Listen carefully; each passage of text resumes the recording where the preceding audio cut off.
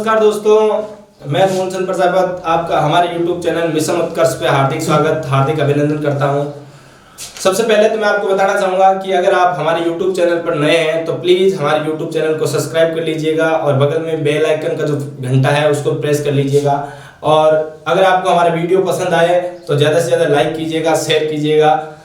हम अपन बात कर रहे हैं राजस्थान की कला और संस्कृति, और इस कला और संस्कृति में जो टॉपिक स्टार्ट कर रखा है राजस्थान के लोक देवता। और राजस्थान के लोक देवताओं की जब मैंने श्रेणियां आपको बताई थी तो उसमें अपन ने पीर श्रेणी का जिक्र किया था, और इन पीर श्रेणी के बारे में अपन कंप्लीटली पढ़ चुके हैं। अब जो राजस्थान के जो लोक देवता है, बाकी अन्य जो लोक देवता है उनके बारे में जिक्र करेंगे। वैसे जो महत्वपूर्ण की बात करें तो महत्वपूर्ण यह है कि जब अपन राजस्थान की पीर श्रेणी के 500 लोक देवताओं को पढ़ लेते हैं तो लगभग लोक देवताओं का 50% सिलेबस है वो कंप्लीट हो जाता है लोक देवता का। और इसके बाद भी जो अन्य महत्वपूर्ण जो लोक देवता है, जैसे देवनारायण जी बड़े लोक देवता है, तेजा जी का आपने नाम सुना होगा, मल्लीनाथ जी का आपने नाम सुना होगा, तल्लीनाथ जी का आपने नाम सुना होगा। इसी प्रकार बहुत सारे छोटे छोटे लोक देवता, तो इनमें जो बड़े जो लोक देवता है अन्य जैसे तेजा जी, देवनारायण जी, इनके बारे में तो पढ़ना ही है। लेकिन आजकल जो एग्जाम्स का जो ट्रेंड है उसमें यह है कि भाई जो छोटे जो लोक देवता है उनसे क्वेश्चन ज्यादा पुटअप होते हैं, तो उन छोटे लोक देवताओं के बारे में अपन पहले जिक्र करेंगे और फिर अपन देवनारायण जी और तेजा जी की ओर बढ़ेंगे। तो आज जो मैं आपके सामने लेकर प्रस्तुत हुआ हूं उसमें आप सबसे पहले देख लीजिए भाई, आज अपन बात करेंगे बिग्गा जी के बारे में। आप एक छोटे से लोक देवता है भाई, लोक देवता बिग्गा जी। ये तो बिग्गा जी की बात करें भाई, ये जो बिग्गा जी है ये लोक देवता हुए। कैसे लोक देवता है, क्यों इनको जानने लग गए लोग? तो बिग्गा जी की जब बात करते हैं भाई बिग्गा जी, तो इनका जन्म की बात करें भाई, जन्म कहां पर हुआ? छोटे छोटे लोक देवता है, ज्यादा चीजें याद रखनी नहीं है, थोड़ी बहुत चीजें इनके बारे में देख लो। बिग्गा जी का जन्म की बात करें तो रीडी नामक एक गांव पड़ता है, और ये जो रीडी है ये इसकी बात करें तो भाई ये बीकानेर जिले में पड़ता है। कौन से जिले में? बीकानेर जिले में। और इस रीडी नामक स्थान पर इनका क्या होता है? जन्म होता है। कोई बात नहीं सर, जन्म तो हो गया, बहुत अच्छी बात। इनको याद क्यों रखा जाता है भाई? तो ज्यादातर जो इनकी पूजा करने वाले जो लोग हैं वो जाखड़ जाति के लोग हैं, इसलिए जाखड़ जाति के आराध्य लोक देवता है साहब। जाखड़ जाति के आराध्य लोक देवता। अब अगर बात करें भाई, ये जो बिग्गा जी है इनका जो मेला भरता है वो कहां पर पड़ता है? अगर इनके मेले की बात करें भाई, इनका मेला कहां पड़ता है तो गांव पड़ता है बिग्गा गांव। एक गांव पड़ता है बिग्गा, और ये जो बिग्गा गांव है ये डूंगरगढ़ तहसील में पड़ता है। कौन सी तहसील में? डूंगरगढ़ तहसील। और ये जो डूंगरगढ़ तहसील है इसमें जिला लगता है बीकानेर, और बीकानेर में ये क्या लगता है? इनका मेला लगता है साहब। ये लो, यहां तक तो बात हो गई। अब ये मेला लगता कब है तो इसमें कोई तिथि नहीं होकर एक फिक्स डेट आपको याद रखनी है, और ये जो डेट है 14 अक्टूबर को हमेशा प्रति वर्ष 14 अक्टूबर को इनका क्या लगता है? मेला लगता है। अब अगर बात करें भाई इनको याद क्यों किया जाता है, इन्होंने ऐसा कौन सा महत्वपूर्ण कार्य किया? तो इन्होंने भी क्या की? गो रक्षा की। गो रक्षार्थ है तो इस लोक देवता का अपन क्या करते हैं? आह्वान करते हैं। तो गो रक्षा भाई, गो रक्षा कैसे की? इन्होंने मुस्लिम आक्रांताओं से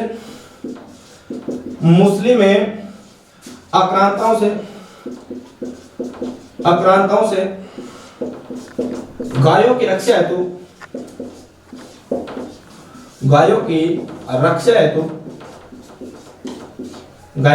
हेतु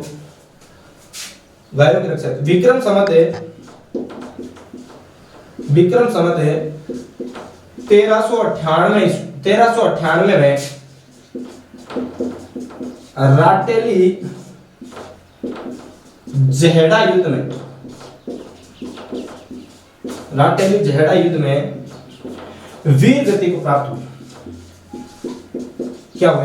वीर गति को प्राप्त हुआ। क्या भाई? मुस्लिम आक्रांताओं के खिलाफ गायों की रक्षा कर रहे थे, यानी कि इस बिग्गा गांव या फिर रेडी गांव की दोनों गांवों की क्या हो जाती है? गायें चोरी हो जाती है, और इन गायों को ढूंढने के लिए जाते हैं कौन? बिग्गा जी। और ये जो बिग्गा जी है इन मुस्लिम आक्रांताओं से लोहा लेते लेते राटेली जोहड़ा नामक युद्ध होता है मुस्लिम आक्रांताओं और बिग्गा जी के मध्य, और इस युद्ध में क्या हो जाते हैं? वीर गति को प्राप्त हो जाते हैं। इसलिए अपन बिग्गा जी को याद करते हैं। बोले बिग्गा जी महाराज की जय। अगले जो लोक देवता है उनके बारे में अपन जिक्र करेंगे। एक छोटे से लोक देवता पनराज जी, तो देख लीजिए पनराज जी के बारे में। तो अगले बिग्गा जी के बाद जो लोक देवता है अपन बात करते हैं पनराज जी के बारे में। अगले छोटे से लोक देवता पनराज जी। अपन पहले बात करेंगे जितने भी छोटे छोटे जो लोक देवता है ना, इनसे आजकल क्वेश्चन बहुत ज्यादा पुटअप हो रहे हैं एग्जामों में, इसीलिए छोटे से लोक देवता पनराज जी, इनकी बात करें। इनका जो जन्म है वो 1500 नामक गांव में हुआ। कहां पर हुआ? जन्म हुआ 1500 15सर नामक एक गांव पड़ता है। और इसी 15सर गांव की अगर बात करें, छोटा सा गांव है, इसके पास ही जो बड़ा गांव है ये पड़ता है नग्गा गांव। और इस नग्गा गांव की बात करें तो यहाँ पर इनका प्रमुख मंदिर भी बना हुआ है। ये जो नग्गा गांव, ये 15सर की बात करें, ये जिला कौन सा पड़ता है, तो जैसलमेर जिले में पड़ता है। यानी जैसलमेर जिले के 15सर गांव में 15 जी का क्या होता है, जन्म होता है। अब बात करें सर इनके बारे में विशेष क्या है जिनके लिए अपन इनको लोक देवता के रूप में पूछते हैं, तो ये तोतले बच्चों के लोक देवता है साहब। कौन से बच्चों के, तोतले बच्चों के लोक देवता, तोतले बच्चों के लोक देवता। अब तोतले बच्चों के लोक देवता से क्या मतलब हुआ, जैसे छोटी अवस्था में जब बच्चा होता है तो मतलब मुंह से हकलाता है, किसी की जो जीभ होती है वो गाड़ी पड़ जाती है तो क्या होता है, मुंह से हकलाकर बोलता है। और जब ये हकलाकर बोलते हैं तो अगर कहा जाता है भाई अगर जब कोई बच्चा तोतला बोलता है तो उसके लिए 15 जी को भोग लगाए, 15 जी की अगर पूजा करें तो निश्चित रूप से वो बच्चा क्या हो जाता है, बिल्कुल तैयार हो जाता है। और क्या किया, और इन्होंने गायों की क्या की, रक्षा की। 15सर की बात करें, 15सर में गायों के लुटेरे आए और गायों की क्या कर ली, चोरी कर ली। और ये जो गायें थी ब्राह्मणों की गायें थी, इसलिए अपन कह सकते हैं साहब ब्राह्मणों की गायों की रक्षा करते हुए गायों की मुस्लिम आक्रांताओं से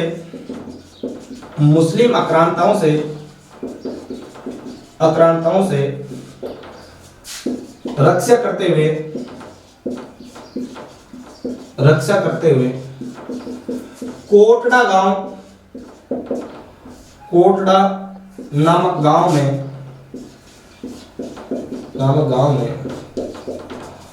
वीर गति को प्राप्त हो गए। वीर गति को प्राप्त हुआ, क्या वीर गति को प्राप्त हुआ यूं कि भाई मुस्लिम जो आक्रांता है ये गायों की चोरी करने के लिए आए। अब पहले जो सर्वमान्य जो धन हुआ करता था वो गाय ही होती थी। पहले जैसा वर्तमान में एटीएम, फोन पे पासवर्ड जो होता है गूगल पे वगैरह, वो होता नहीं था। गाय ही सर्व उपयुक्त पशु मानी जाती, गाय ही संपत्ति मानी जाती। इसलिए 15सर गांव में ब्राह्मणों की गायें क्या हो जाती है, चोरी हो जाती है, मुस्लिम आक्रांता लूट कर ले जाते हैं और इन गायों की रक्षा करने के लिए जाते हैं कौन, 15 जी। और कोटड़ा नामक गांव पर युद्ध करते करते मुस्लिम आक्रांताओं से क्या हो जाते हैं, वीर गति को प्राप्त हो जाते हैं। इसलिए इनके साल में प्रतिवर्ष 2 मेले भरते हैं, एक 15सर में भरता है तो दूसरा कोटड़ा नामक स्थान में भरता है। नंबर 1 की बात करें तो पहला जो मेला भरता है वो भाद्रपद शुक्ल 10वीं के दिन भरता है, भाद्रपद शुक्ल 10वीं के दिन। और दूसरे की बात करें तो माघ शुक्ल 10वीं के दिन भरता है साहब, माघ शुक्ल 10वीं के दिन इनका क्या भरता है, मेला भरता है। पहला जो भाद्रपद शुक्ल 10वीं वाला है वो 15सर में भरता है, तो माघ शुक्ल 10वीं वाला कहां पे भरता है, कोटड़ा नामक स्थान पे भरता है। 2 मेले भर गए। अब जो अपन बात करें 15 जी के बारे में, अगर आप स्क्रीनशॉट लेना चाहें तो एक बार स्क्रीनशॉट ले लीजिए। और अगले लोक देवता के बारे में बात करेंगे, फत्ता जी के बारे में। एक छोटे से लोक देवता है फत्ता जी और इनके बारे में बात करते हैं। ले लिया होगा स्क्रीनशॉट है। अगले लोक देवता फत्ता जी, फत्ता जी के बारे में देख लीजिए। हाँ, फत्ता जी की जो बात करते हैं, फत्ता जी, इन फत्ता जी के बारे में ज्यादा कुछ बातें याद नहीं रखनी, छोटे से लोक देवता है, 2-3 बात याद रखनी है। नंबर 1 सबसे पहले जो बात करें भाई इनका जन्म की बात कर लें या फिर इनके पूजा स्थल की बात कर लें, दोनों एक ही जगह है। ये कहां पर है, जन्म कहां पर हुआ या फिर इनका जो पूजा स्थल है वो कहां पर है, तो जन्म या पूजा स्थल की बात करते हैं। सांथू नामक एक स्थान पड़ता है, सांथू नामक गांव पड़ता है। और ये जो सांथू गांव है ये कहां पर पड़ता है साहब, जालोर में पड़ता है। सांथू जालोर के स्थानीय लोक देवता है। जैसे राजस्थान के स्थानीय लोक देवता भूमिया जी गांव के रक्षक लोक देवता है, वैसे ही फत्ता जी भी ग्राम रक्षक लोक देवता के रूप में जाने जाते हैं। ये क्या कहलाते हैं साहब, ग्राम रक्षक लोक देवता, ग्राम रक्षक लोक देवता। यानी कि गांव के बाहर इनका क्या बना है, मंदिर बना है। गांव के लोग यहाँ पर गांव की रक्षा है तो इन लोक देवता फत्ता जी क्या करते हैं, पूजा करते हैं। क्योंकि ये गांव की रक्षा करते हुए क्या हो गए थे, वीर गति को प्राप्त हो गए, इसीलिए इनको ग्राम रक्षक लोक देवता के रूप में भी जाना जाता है। अगली बात करें भाई इनका क्या मेला लगता है क्या गुरुजी, तो हाँ मेला भी लगता है। तो इनका जो मेला लगता है वो कब लगता है, तो मेले की अपन बात करें तो इनका मेला लगता है भाद्रपद महीने की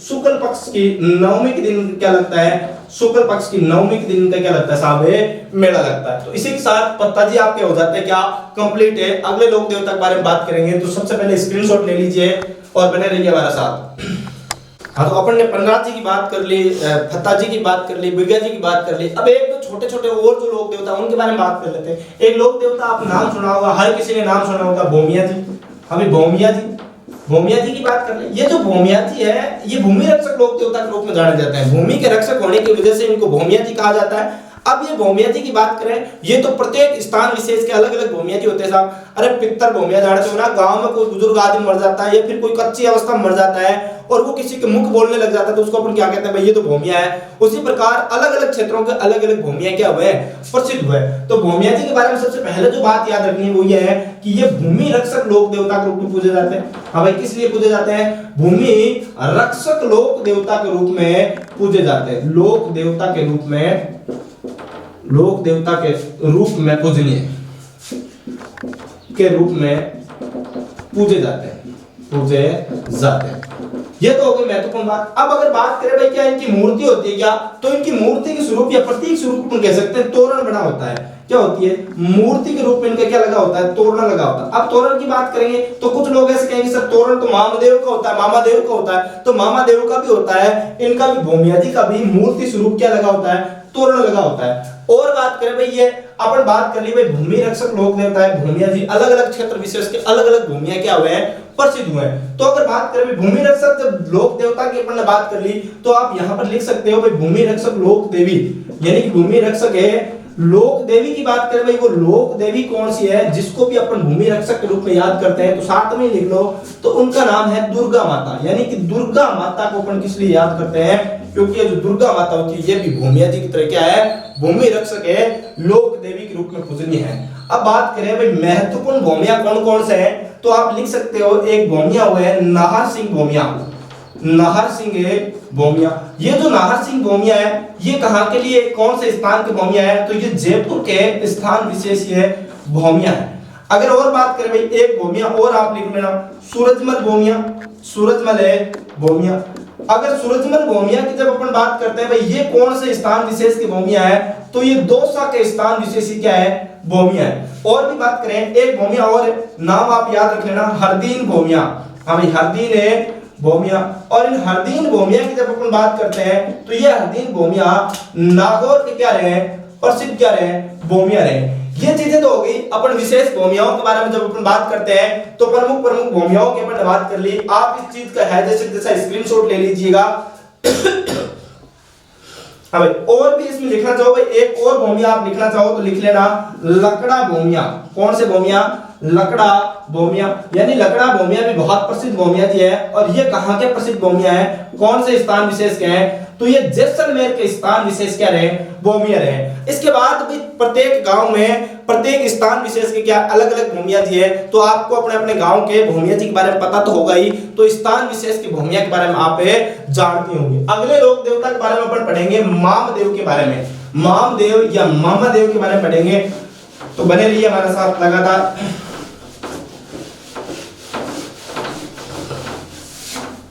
अगले जो लोक देवता है उनका नाम है मामदेव या मामादेव। मामदेव है या आप इन्हीं को कह सकते हो मामादेव। ये जो मामादेव जो लोक देवता है इनकी अगर बात करें भाई ये पूजनीय है ही क्यों, इनको क्यों पूजा जाता है, तो इनको बरसात के लोक देवता के रूप में जाना जाता है। किस लिए जाना जाता है साहब? बरसात के लोक देवता के रूप में जाना जाता है। बरसात के लोक देवता कौन से है, तो मामदेव या मामादेव। अगर बात करें भाई इनका क्या होता है, मंदिर होता है क्या, तो नहीं। तो इनका प्रतीक क्या होता है, मंदिर तो नहीं होता, इनका प्रतीक होता है। और वो प्रतीक क्या होता है, तोरण होता है। अरे तोरण क्या होता है, आप में से बहुत सारों ने तोरण मार लिया होगा, और जिस किसी ने तोरण नहीं मारा तो वो भी तोरण है बहुत जल्द मार लेगा। हमारे साथ लगातार बने रहिए और इस इतिहास विषय को, आर्ट एंड कल्चर को पढ़ते रहिए। जल्द आपका अगर सिलेक्शन हो जाएगा, जितना जल्दी सिलेक्शन है उतना जल्दी आप क्या मारोगे, तोरण मारोगे। तो तोरण क्या होता है आप जान गए होंगे। इसके बाद अपन बात करें भाई मामदेव के बारे में बात करें, इनकी सवारी क्या है, ये कौन से पशु पर सवार होते हैं, तो ये सवारी की बात करें तो इनकी सवारी है भैंसा। अरे भैंसा जानते हो क्या, पाटा कहते हैं राजस्थानी भाषा में। यानी कि भैंस का जो बच्चा होता है उसको किस नाम से जानते हैं, भैंसा। और इसी भैंसा को राजस्थानी भाषा में क्या कहते हैं साहब, पाटा कहते हैं। अरे भाई यहाँ राजू को राजिया कहते हैं, कुलदीप को कुलदीपिया कहते हैं, पानी को पौनी कहते हैं, तो क्या भैंसे को पाडा नहीं कह सकते क्या? बिल्कुल आप कह सकते हैं। इसी भैंसे की बात करते हैं साहब। अब अगर बात करें भाई ये जो अगर लोक देवता है ये अगर रुष्ट हो जाए, आपसे नाराज हो जाए, तो आप इनको खुश कैसे करोगे? जैसे अगर आपके मान लो एग्जाम पास में है, तो आपके स्थानीय जो लोक देवता होते हैं उनके आप मंदिर में जाते हो, हे भगवान, हाथ जोड़ के कहते हो भगवान पास करवा देना आपकी बात, 21 रुपए का प्रसाद पक्का।